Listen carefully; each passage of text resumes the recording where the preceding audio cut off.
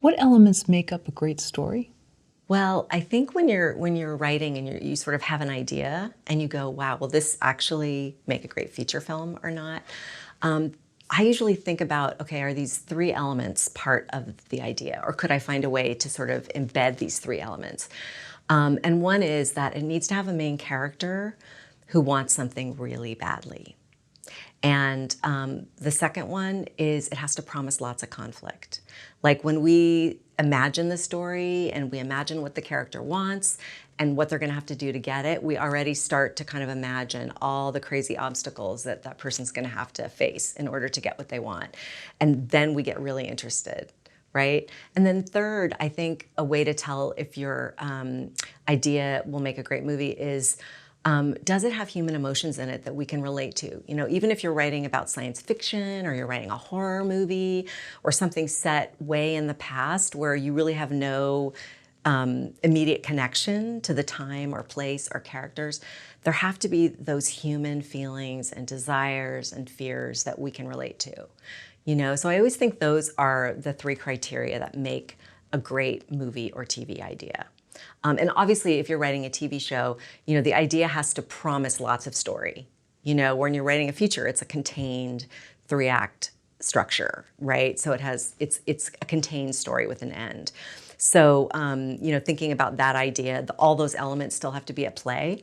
And then in addition, when you're writing a TV limited series or a TV show with multiple seasons, you know, how are all those characters and all those conflicts going to spool out and promise lots of conflict to come? Yeah. Great three tips. First off, how would we know that the character's want is really strong enough that it warrants us being invested in them? Right. Well, as a story consultant, I mean, I work with a lot of screenwriters. I work with professional screenwriters who are working in the industry, and I also work with beginning people and people who are kind of in the middle of their journey toward being a professional screenwriter. But even with the professional screenwriters that I work with, it's always the same. It's like every time I read the script, it's like, what do they want? And the writer looks at me like, I have no idea. Like they've written a whole script and they still kind of don't understand what the main character wants. And so when someone is thinking about their main character, you know, I always like to break down what they want into two parts. Like they have an emotional need, like to find love or connection or for revenge or power or whatever. And then there's a specific immediate goal that they pursue in the story that satisfies that emotional need. So if you don't have those two things and know them pretty clearly, you're probably going to write a lot of pages that you don't end up having in your final version of the script. Because, you know, I don't know about you, but I've written full scripts where I literally have no idea what they want. And this happens, this happens, this happens. And then I look at the script and I'm like, what is this? Like, what is this thing? Why should I be invested in watching this story?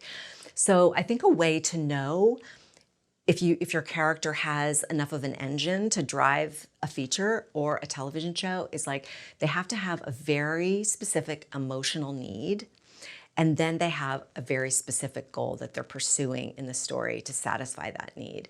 Now, when they start the movie or the TV show, that immediate goal that they're pursuing could be like the wrong thing, right?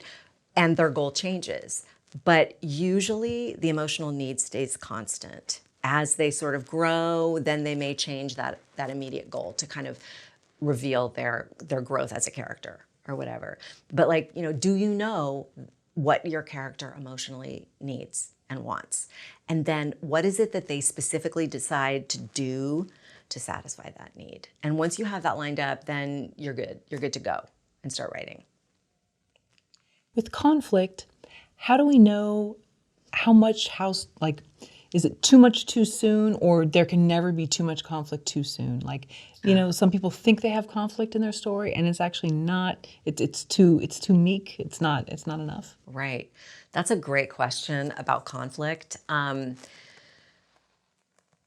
For me, like even if you're writing the most small, specific, character-driven movie that takes place in a very kind of small location with just a few characters, there has to be lots of conflict. There needs to be internal conflict and external conflict of some kind.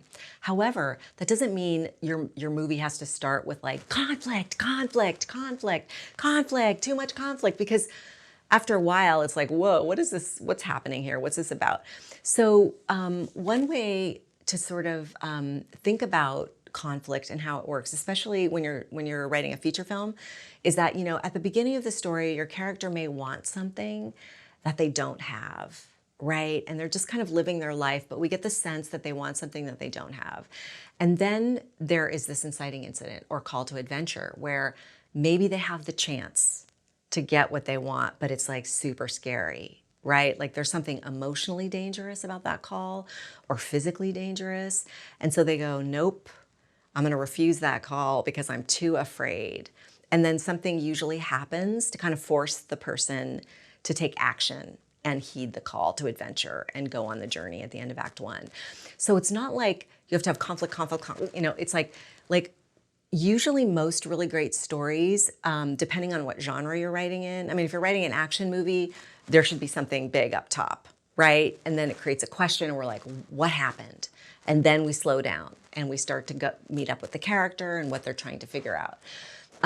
So you can have sections of your script that are quiet, where we're just kind of revealing character and they're still trying to get what they want, but the conflicts are smaller and more internal.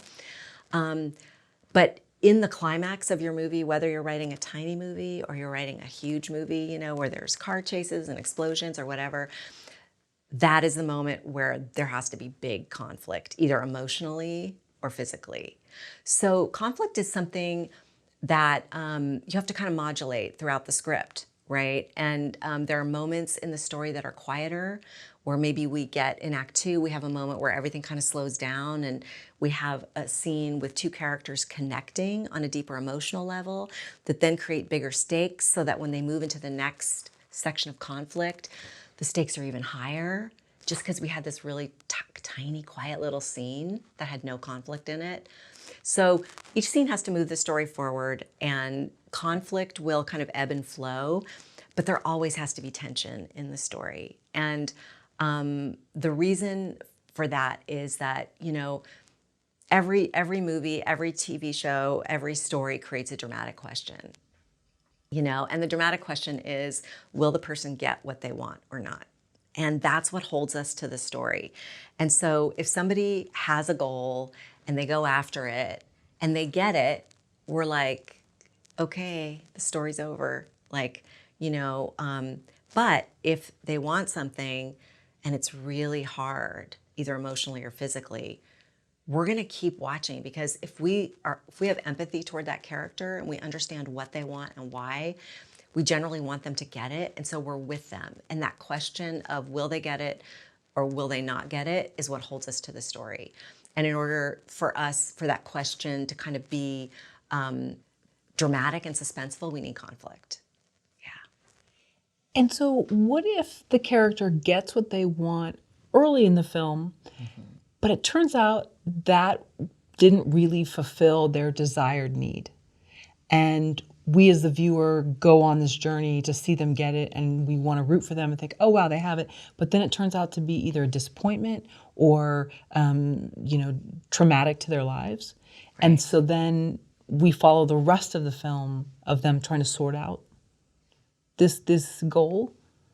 Right. So yeah, like that happens a lot in storytelling, right? Where the character, remember when I was talking about that idea that they have this emotional need and then they have this specific goal and they pursue the wrong goal. Like, for example, let's just take a teen rom-com, just because that's an easy genre to talk about. So a trope in rom-coms, especially in the teen sort of world, is that let's say we have a female character and she loves the wrong boy. She loves Kevin. Kevin is the popular boy. Kevin has the swoopy hair. Kevin has the Letterman's jacket, right? And she wants Kevin so bad. And we, the audience, are going, actually, it's Joe, the nerdy guy, that's for you. But she has to figure it out herself. So let's say she gets together with Kevin and she's with Kevin and she's starting to realize, like, oh, this isn't really good. Like, I don't really like him, or I don't really like being part of this crowd or whatever, you know. She's starting to realize who she really loves, which is Joe. But like, she rejected Joe way back there. So now Joe is with Sally.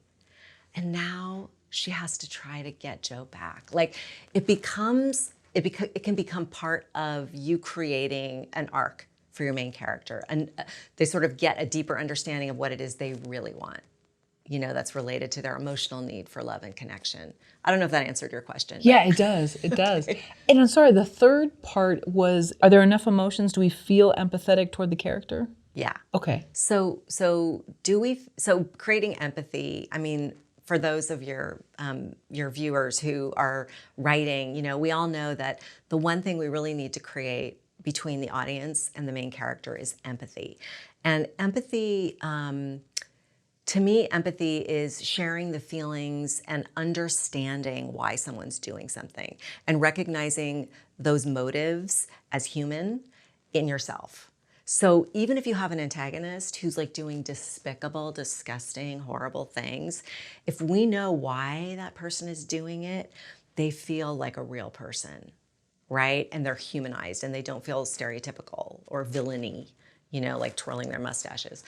And with a main character, empathy is really important too, because again, if we're sharing the emotions of the main character in the story, they're actually the window through which we're experiencing the journey.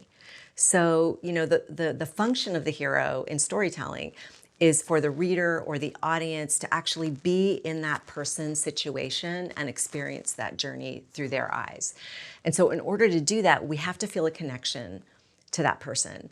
So a lot of times, you know, students or writers ask me like, I want to write an anti-hero. Like, my main character's not likable. I don't care. They're not going to be likable. And I'm like, great. They don't have to be likable, but they do have to be empathetic. In other words, we have to understand their motives, why they're doing what they're doing. And so most main characters are likable, you know, like we like them and we want them to get what they want. But there are some main characters, like in The Talented Mr. Ripley. I don't know if you've seen that movie, but Tom Ripley does terrible things. And I don't want to do spoiler. I think everybody needs to watch this movie. It's one of my favorite movies, especially if you want to have a main character who does bad things, but we're still connected to him and we're still watching him going, don't do it, Tom. You know, it's just like, don't.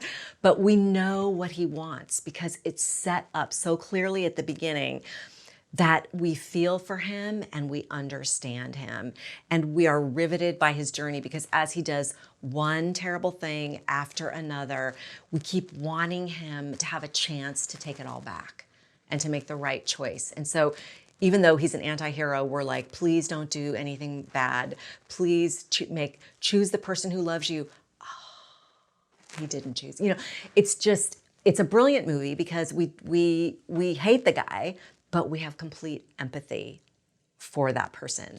And, you know, if we're connected to the character that way, we will follow that person to the end of the movie or the end of the TV show because we're interested, we care, and we understand why they're doing what they do.